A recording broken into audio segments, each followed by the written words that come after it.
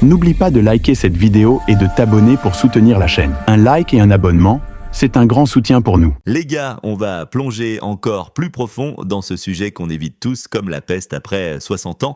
Le post original était déjà une bombe de vérité, mais puisque tu demandes du lourd jusqu'à 30 000 caractères, on va tout déballer. Explications médicales précises, témoignages anonymes que j'ai récoltés au fil des ans, astuces avancées, pièges à éviter et surtout comment transformer ce problème en un putain d'avantage parce que oui, ça peut devenir un avantage. Accroche-toi, on y va sans filtre.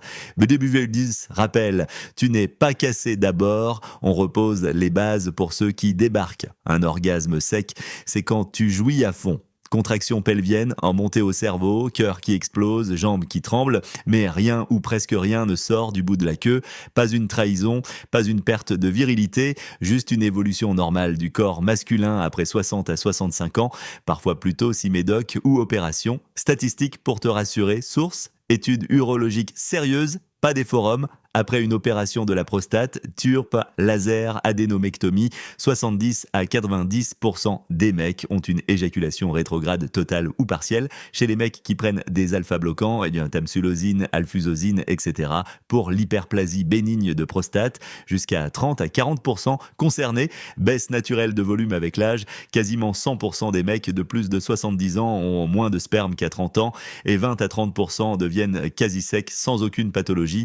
Donc si ça t'arrive, tu es dans la norme, pas dans la minorité honteuse. Bienvenue. Zoom médical. Comment ça marche vraiment le système éjaculateur? C'est comme une pompe à 2 étages.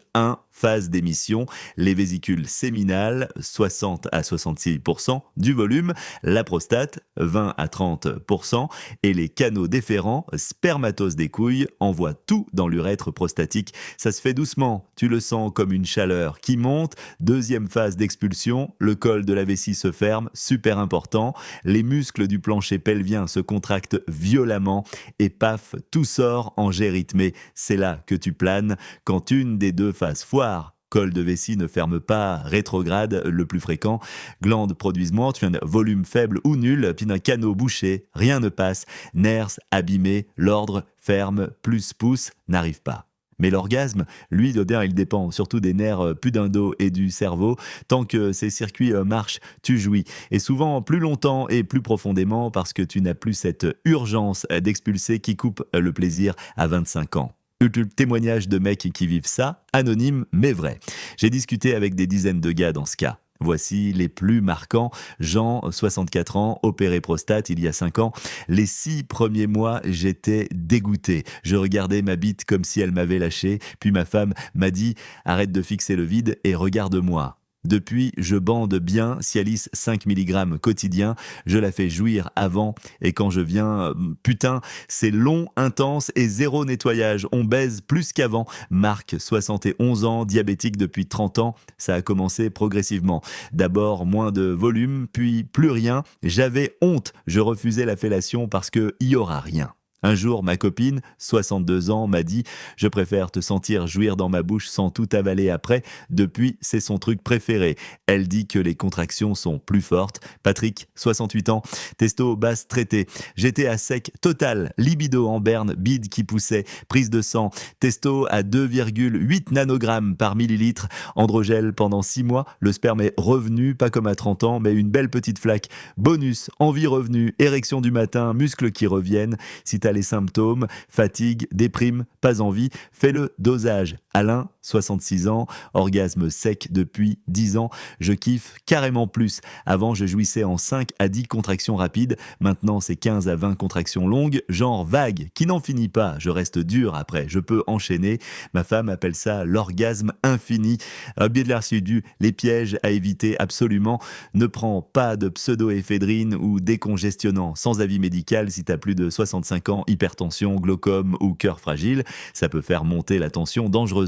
2. N'achète pas de pilules volume booster sur internet.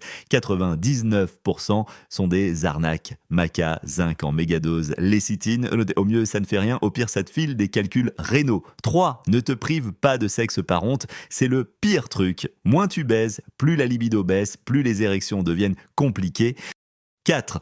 Ne crois pas que c'est fini, des mecs de 80 ans bandent et jouissent encore, sec ou pas.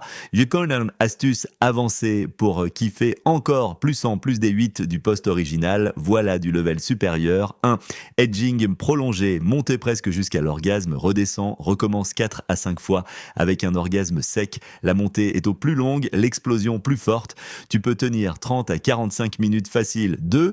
Stimulation prostate, penning ou masseur. Beaucoup de mecs découvrent les orgasmes prostatiques après 60 ans. C'est différent, plus profond et souvent multiple. Et là, volume ou pas, tu planes complètement. 3. Tantralite, respiration synchronisée avec ta partenaire, contact visuel, ralentir les mouvements, le sperme devient secondaire, le lien prend toute la place, résultat, orgasme plus intense, même sec. 4. Jouer pour elle pendant que tu jouis, vibro ou doigt sur son clito quand tu viens, elle associe ton plaisir, même sans jet visible, à son propre orgasme, elle kiffe encore plus. 5.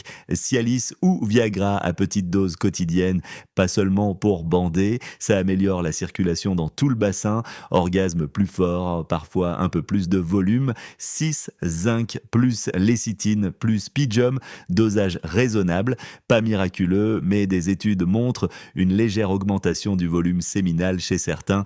15 mg de zinc par jour, une cuillère à lécithine, 100 mg de Pigum, pas plus. 7. Hydratation plus asparagus meat, boire 2 à 3 litres d'eau par jour fluidifie ce qui reste. L'asperge qui fait puer la pisse, ça marche aussi pour le sperme restant, donc évite avant une soirée si tu veux pas qu'elle remarque. Point 8. Position qui change tout, missionnaire avec coussin sous ses fesses, ou elle sur toi sans bouger trop vite, tu sens mieux les contractions internes, elle sent tout contre son clito. Parfait quand il n'y a pas de finish visible. Comment en parler à ta partenaire, version longue, si elle est du genre à poser des questions. Écoute chérie, avec l'âge et les médocs pour la prostate, mon corps garde le sperme à l'intérieur au lieu de le faire sortir. Le plaisir est exactement le même, parfois même plus fort parce que ça dure plus longtemps. Il y a zéro risque, zéro saleté et je bande toujours aussi bien. Si ça te manque de voir, on peut trouver des solutions, mais moi je me sens super bien comme ça.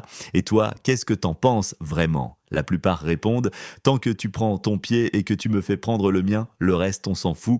Yowadia, c'est le mindset ultime à 25 ans, on baise pour éjaculer loin et remplir la capote. À 65 ans, on baise pour se sentir vivant, connecté, désiré. Le jet de sperme, c'est le feu d'artifice final pour les jeunes. Pour nous, le feu d'artifice, c'est dans la tête, dans le corps, dans les yeux de l'autre. Et devine quoi? Le feu d'artifice intérieur, il dure plus longtemps, il est plus coloré et personne ne peut le voir sauf vous deux. J'ai un pote de 74 ans qui dit « Avant j'étais fier de tacher les draps, maintenant je suis fier de la faire hurler sans en mettre partout, c'est la classe supérieure. Et alors frère, la prochaine fois que tu jouis sec, savoure chaque contraction, serre-la fort, murmure-lui, c'était incroyable et endors-toi en sachant que t'es toujours un amant de compète parce que la vraie sauce, c'est pas celle qui sort, c'est celle que vous vivez ensemble, je kiffe quand même et toi aussi tu vas kiffer. Santé à nos queues vieillissantes mais vaillantes et à toutes les étreintes qui restent à venir.